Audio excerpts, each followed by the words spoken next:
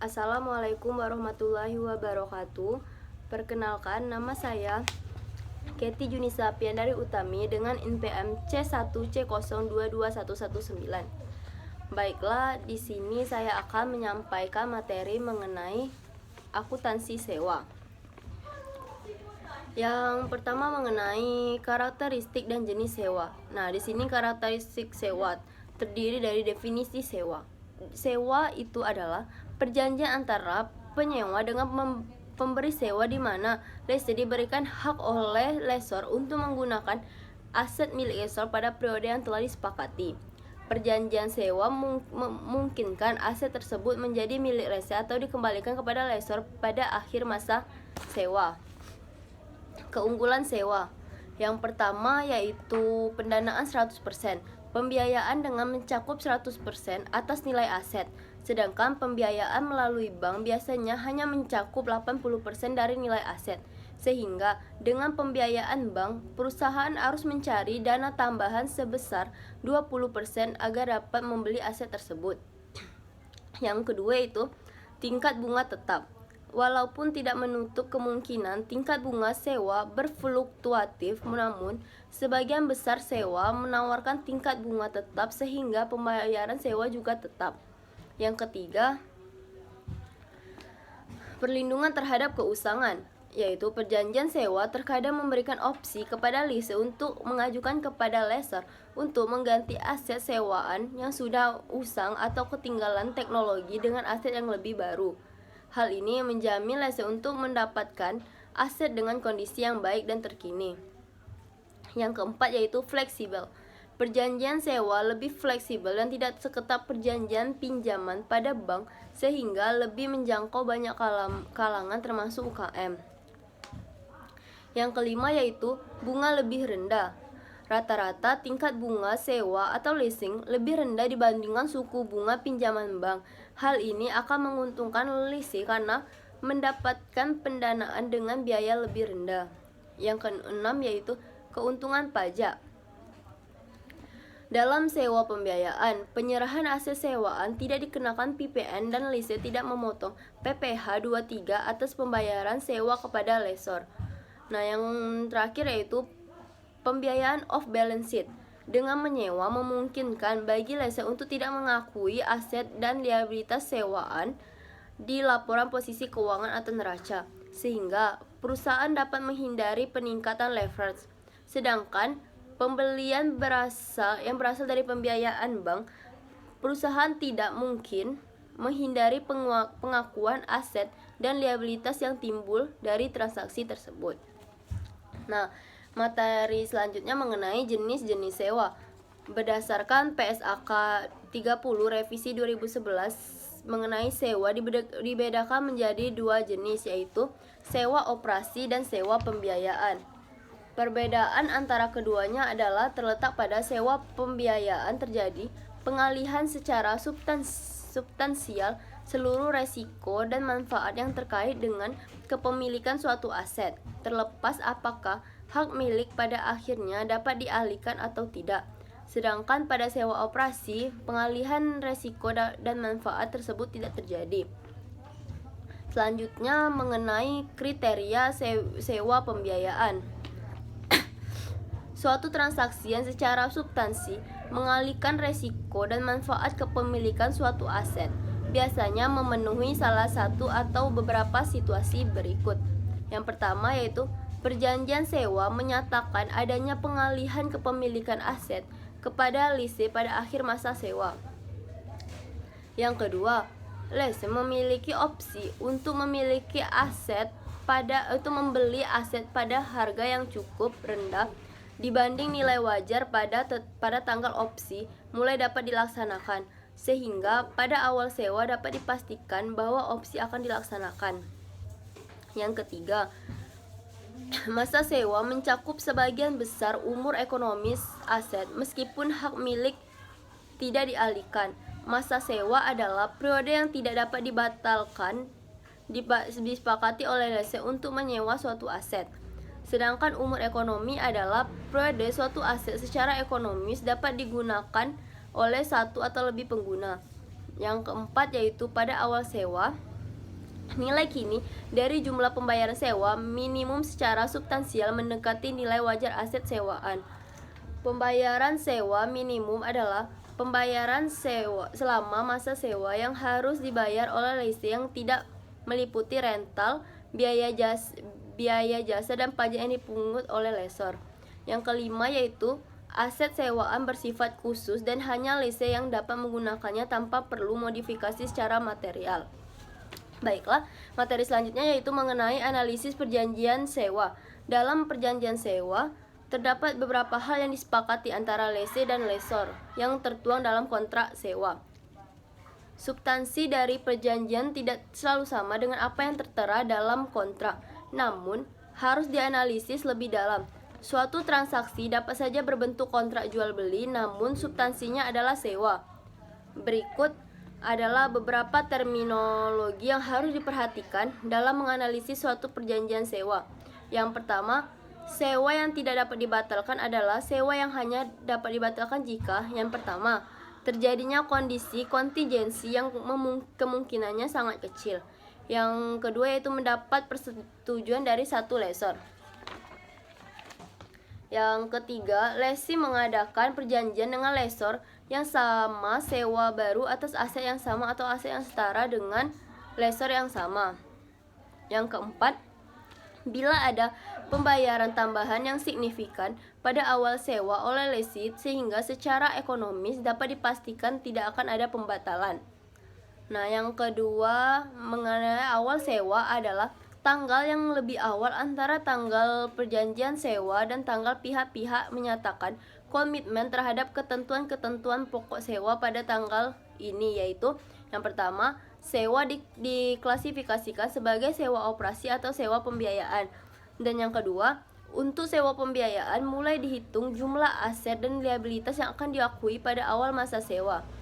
Yang ketiga, awal masa sewa adalah tanggal saat lesi mulai berhak untuk menggunakan aset sewaan. Pada tanggal ini pertama kali aset dan liabilitas sewaan diakui dan selanjutnya diikuti pengakuan penghasilan atau beban. Awal masa sewa dapat berbeda dengan awal sewa.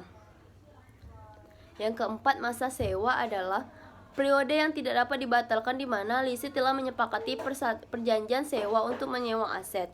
Yang kelima, pembayaran sewa minimum adalah pembayaran selama masa sewa yang harus dibayar oleh lesi yang tidak meliputi rental kontinjan, biaya jasa, dan pajak yang dipungut oleh lesor. Nilai sewa minimum tersebut ditambah dengan yang pertama yaitu nilai residu yang dijamin. Yang kedua, pembayaran untuk melaksanakan opsi jika perjanjian sewa memberikan lesi opsi untuk membeli aset pada harga yang cukup rendah dibandingkan nilai wajarnya. Yang keenam, rental kontingensi adalah bagian dari pembayaran sewa yang jumlahnya tidak tetap tetapi didasarkan pada perubahan faktor tertentu di masa depan, selain faktor perjalanan waktu. Yang ketujuh, nilai residu yang dijamin adalah bagian dari nilai residu atas aset sewaan yang dijamin oleh lesi atau pihak terkait dengan lese. Sementara bagi lesor, nilai residu yang dijamin adalah bagian nilai residu yang dijamin oleh lesi atau pihak ketiga yang tidak berkat dengan lesor, yang secara finansial memiliki kemampuan untuk menyelesaikan kewajiban atas jaminan tersebut. Yang ke-8, umur ekonomis adalah periode atas suatu aset yang diharapkan secara ekonomis dapat digunakan oleh satu atau lebih pengguna atau jumlah produksi atas unit serupa yang diharapkan akan diperoleh dari aset oleh satu atau lebih pengguna. Umur ekonomis adalah salah satu faktor yang diperhitungkan dalam menentukan jenis sewa. Yang ke-9, umur manfaat adalah estimasi periode tersisa dari manfaat ekonomis aset untuk dikonsumsi oleh entitas yang dihitung mulai dari awal sewa tanpa dibatasi oleh masa sewa itu sendiri. Baiklah, yang selanjutnya yaitu akuntansi sewa untuk lese. Sewa pembiayaan, pengakuan awal dan pengukuran pengakuan aset dan liabilitas. Pada sewa pembiayaan, lese mengakui aset dan liabilitas di awal masa sewa sebesar nilai terendah setara nilai wajar aset sewaan atau sebesar nilai kini dari pembiayaan sewa minimum. Nilai aset dan liabilitas tersebut diakui pada nilai yang sama, kecuali jika terdapat uang muka atas sewa, maka liabilitas diakui setelah dikurangi uang muka. Tingkat diskonto, yaitu nilai kini dari pembayaran bunga implisit. Nilai residu, aset sewaan biasanya memiliki nilai residu. Nilai residu tersebut ada yang dijamin dan tidak dijamin.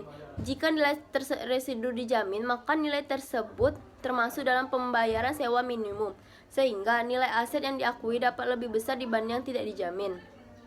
Biaya langsung awal. Biaya langsung awal adalah biaya-biaya inkremental yang diatribusikan secara langsung dengan negosiasi dan pengaturan sewa. Biaya langsung awal yang dikeluarkan lesi dalam sewa pembiayaan ditambahkan ke dalam jumlah yang diakui sebagai aset.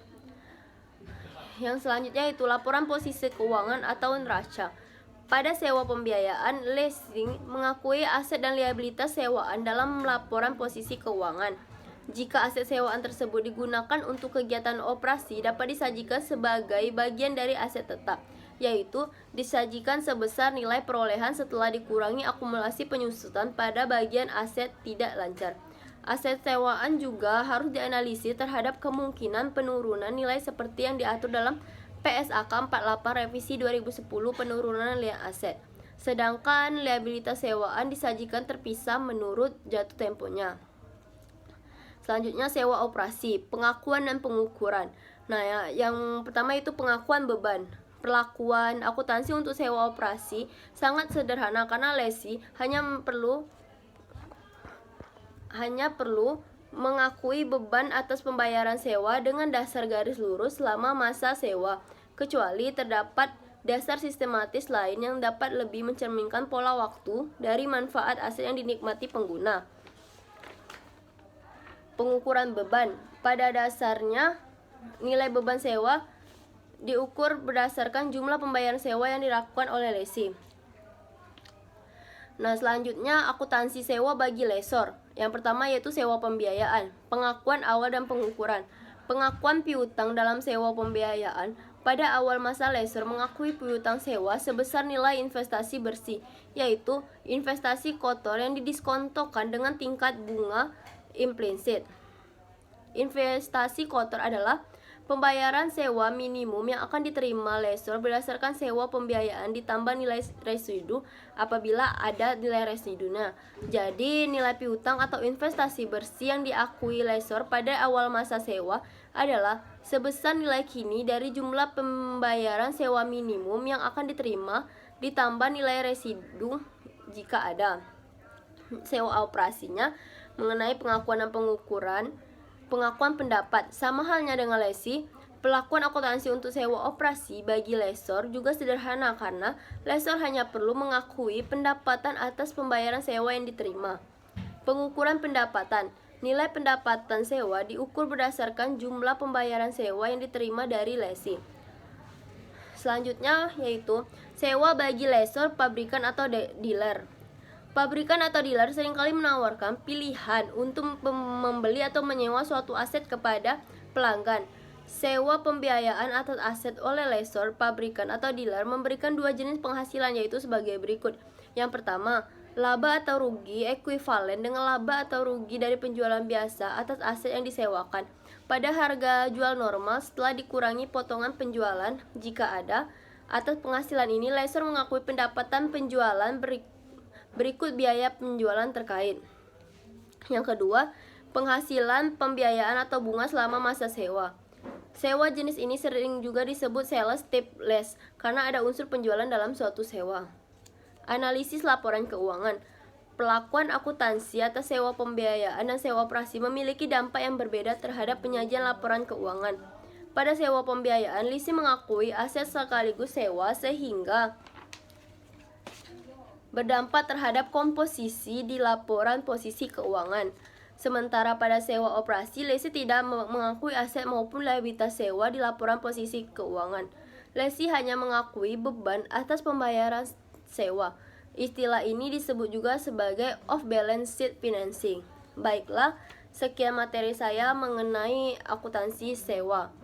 Wassalamualaikum warahmatullahi wabarakatuh.